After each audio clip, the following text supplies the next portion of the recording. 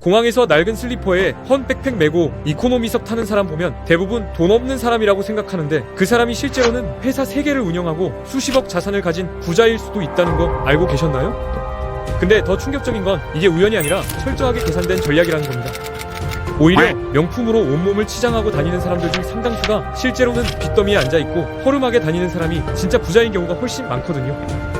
왜 부자들은 일부러 가난해 보이려고 하는 걸까요? 그리고 왜 이 전략이 우리 같은 평범한 사람들에게도 효과가 있는 걸까요? 오늘 이 이야기를 한번 풀어보겠습니다.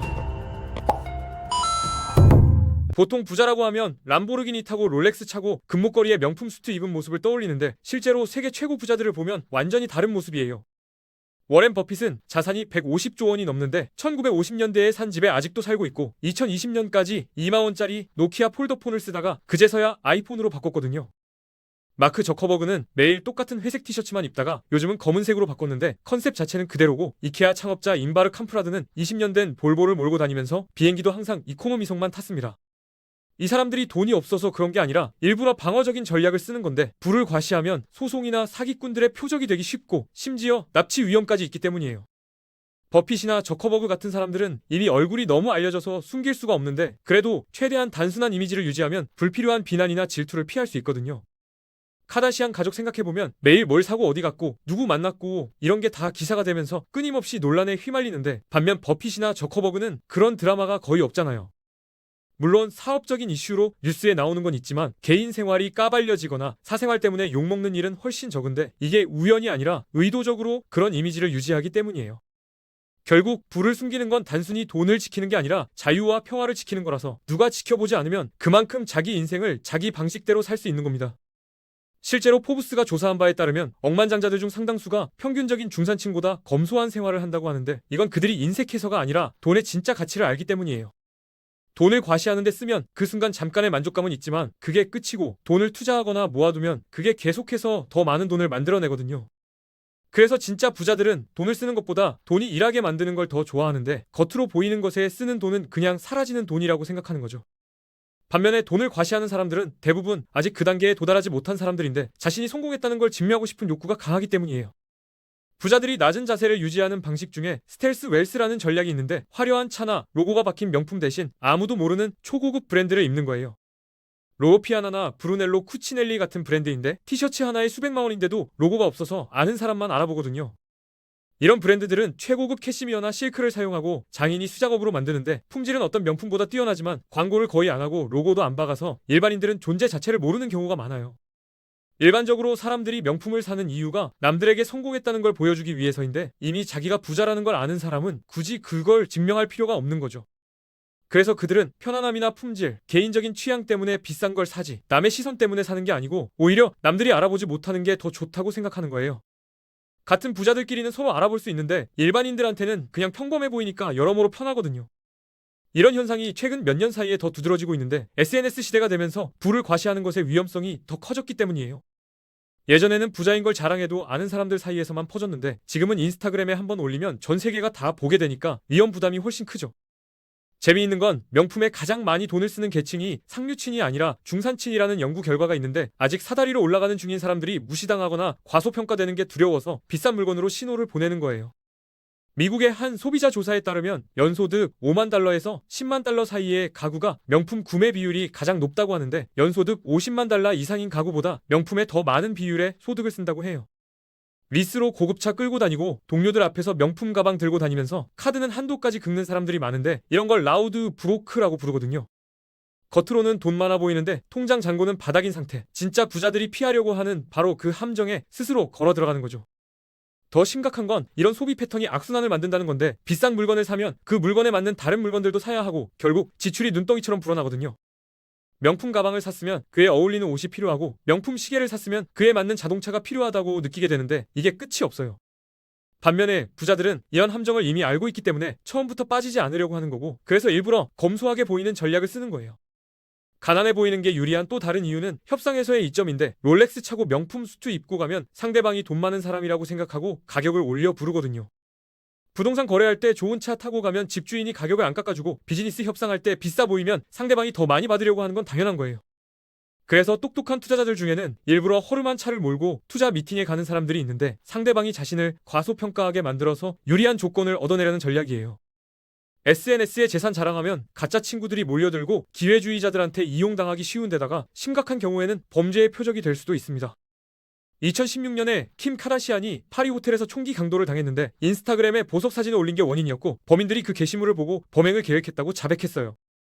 2020년에는 래퍼 팝 스모크가 선물 받은 가방 사진을 올리면서 실수로 주소가 노출돼서 그날 밤 집에서 총에 맞아 사망했는데 SNS에 불을 과시하는 게 얼마나 위험한지 보여주는 비극적인 사례예요.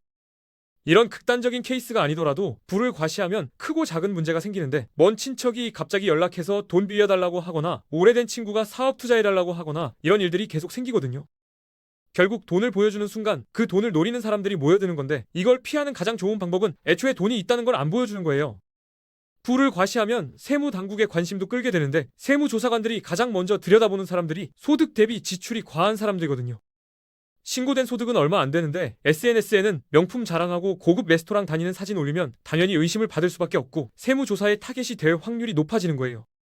부자들이 세금을 얼마나 싫어하는지는 따로 설명이 필요 없을 정도인데 합법적인 방법으로 세금을 줄이기 위해 엄청난 노력을 하면서 동시에 세무당국의 레이더에서 벗어나려고 하거든요.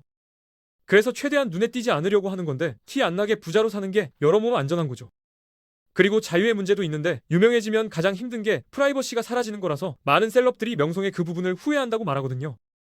마이클 잭슨이 2003년에 플로리다에서 슈퍼마켓 전체를 빌려서 일반인처럼 장을 보는 경험을 했는데 몇 시간 동안 매장을 통째로 빌리고 직원들한테 일반 손님처럼 행동하라고 돈까지 줬어요. 그냥 평범하게 장 보는 그 느낌을 경험하고 싶었던 건데 세계에서 가장 유명한 사람 중 하나인 그가 그런 평범한 경험을 하려면 그렇게까지 해야 했다는 게 씁쓸하죠.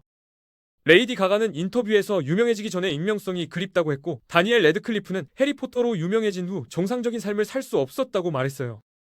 빌리 아일리시도 비슷한 말을 했는데 어린 나이에 유명해지면서 보통 10대들이 경험하는 것들을 경험하지 못했다고 하더라고요. 부자이면서 유명하면 황금 감옥에 갇힌 거나 마찬가지라서 돈은 많은데 마음대로 어디도 못 가고 자유가 없는데 그래서 요즘 많은 부자들이 아예 얼굴이 안 알려지는 쪽을 선택하는 거죠. 돈도 있고 유명하지도 않으면 진짜 자유로운 건데 원할 때 원하는 곳에 가고 원하는 걸 하면서 아무도 신경 쓰지 않으니까 그게 최고의 상태라고 생각하는 거예요.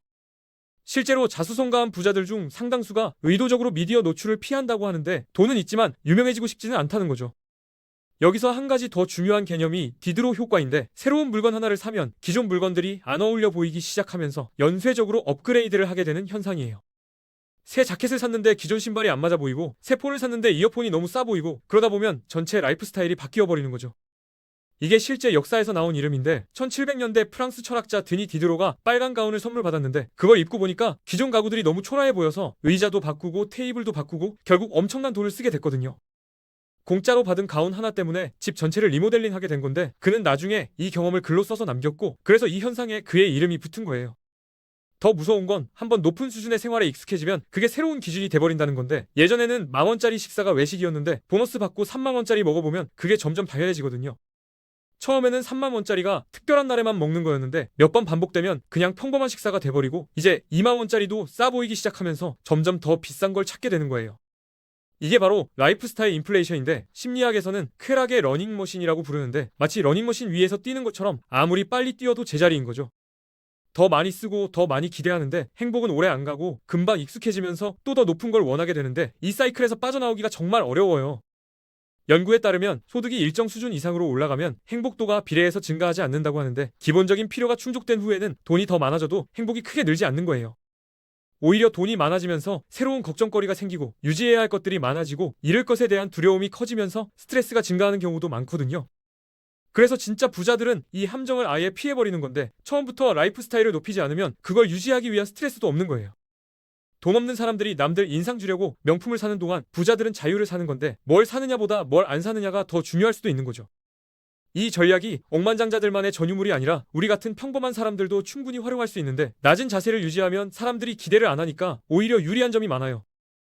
협상할 때 상대방이 가격을 쉽게 안 올리고 사기꾼들이 접근을 안 하고 돈 때문에 다가오는 가짜 친구들도 걸러지거든요. 항상 돈 빌리고 안 갚는 그 친구 있잖아요. 가난해 보이면 애초에 아무도 안 물어봐요. 그리고 심리적으로도 편한 게 남들한테 보여주기 위한 소비를 안 하면 그 돈을 진짜 내가 원하는 데 쓸 수 있고 저축이나 투자에 돌릴 수도 있으니까요. 성공했다고 파티 열어서 자랑하는 것보다 그냥 조용히 소중한 사람들이랑 잘 사는 게 훨씬 낫지 않을까요? 인스타그램에 올릴 사진 찍으려고 비싼 돈 쓰는 것보다 그 돈으로 진짜 가치 있는 경험을 하거나 아니면 그냥 투자해서 불리는 게 장기적으로는 훨씬 현명한 선택이에요. 실제로 자산을 꾸준히 불려나가는 사람들의 공통점 중 하나가 생활 수준을 소득보다 낮게 유지한다는 건데, 버는 것보다 적게 쓰면 그 차이가 계속 쌓이면서 자산이 되는 거죠. 다음에 공항에서 샌들 신고 허름한 입은 사람 보면 다시 한번 보세요. 그 사람이 진짜 가난한 게 아니라 그냥 똑한 걸 수도 있거든요. 모두가 보여주기에 바쁜 세상에서 단순하게 사는 게 진짜 이기는 거고, 그게 평화와 안전과 자유를 가져다 주니까요. 부자처럼 보이는 게 중요한 게 아니라 실제로 부자가 되는 게 중요한 건데, 그러려면 역설적으로 부자처럼 안 보이는 게 도움이 될 수 있는 거예요. 결국 진짜 성공은 남들이 알아주는 게 아니라 내가 만족하는 건데, 그걸 위해서는 남의 시선에서 자유로워지는 게 첫 번째 단계일지도 모르겠습니다.